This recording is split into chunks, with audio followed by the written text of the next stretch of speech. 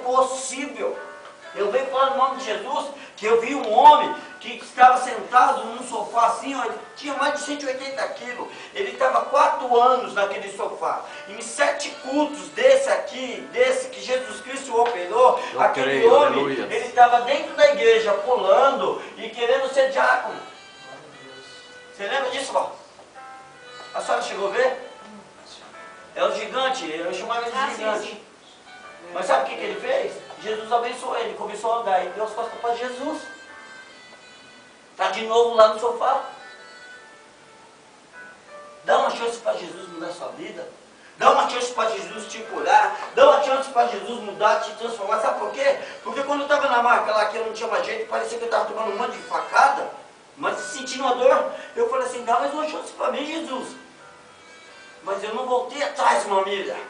Eu agarrei a chance e falei, agora eu vou ser chefe, agora eu vou ser um pai bem-sucedido, agora eu quero ser um grande marido para minha esposa. Hoje eu fui pegar minha esposa para almoçar lá do trabalho. Eu liguei para ela e falei assim, minha rainha, você está bem preparada aí? Você vai fazer alguma coisa agora? Ela, não tem nada marcado. Eu falei, eu quero almoçar com você. Ela, hã? Eu falei, mulher, almoçar, eu e você. E tudo marcado, né? Aí eu peguei o carro, saí da empresa aqui em trabalho e fui para lá, o Jacques Janine. Lá quando eu paro com o carro eu fico meio envergonhado, porque eu paro com o padre lá só tem Cherokee, é só carro, né? Porque os homens lá têm dinheiro. Mas aí Jeová falou, rapaz, você fiel um pouco.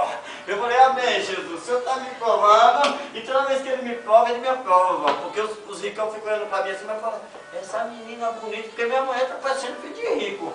Ela cabelo tá linda. Aí eu falo assim, Jeová, cuida mesmo, porque pra mim tá chique a mulher. Aí vem esse menino chegando lá, porque eu tô com o uniforme da empresa, né? E você sabe como é que é, o peão, né, meu? Eu não estudei, mas o Senhor Jesus me colocou com um salário hoje que tem muita gente que tem faculdade que não tem, Thiago. Sabe por quê? Porque eu sirvo o Senhor à noite, eu trabalho para o Senhor à noite e durante o dia eu só administro. Durante o dia você não vê eu carregando peso, irmão, sério. Você não vê eu me matando de trabalhar, sabe por quê? Porque eu escolhi essa parte aqui, ó. Eu falei, Senhor, eu me gasto na sua obra, mas eu peço que o Senhor sustente a minha casa.